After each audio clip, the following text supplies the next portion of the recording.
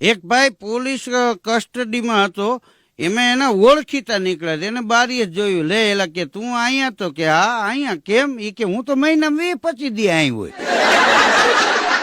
કે ભાઈ અહીં કેવી રીતે? એ કે મારી સગાઈ નહોતી થતી ને, એટલે કે પછી એના ગામમાં હું કે રોજ 2-3 કોથળી નાખી જાઉં, તો દિવસ ગામમાં કાઢી નાખું અને સાંજે એ કે અહીંથી નીકળું તો સાહેબ પકડી અને કસ્ટડીમાં પૂરી દે.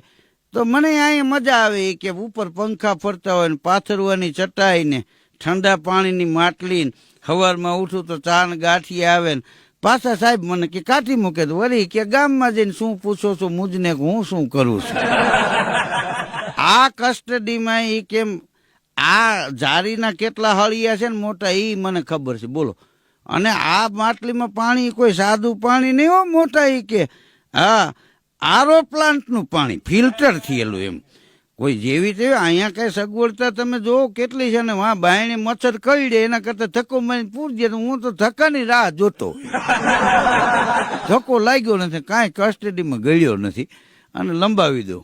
અને એ કે અહીંયા છે એટલા સ્પેલિંગ લખ્યા છે, હા એ પણ મને ખબર છે. એ કે મોટા દિવાલે જે સૂત્રો લખ્યા છે ને, દિલ ચિત્રા છે ને, દિલ હોરા બાણ કાઢ્યા છે ને, એ બધું મેં જ કરેલું છે. એ કે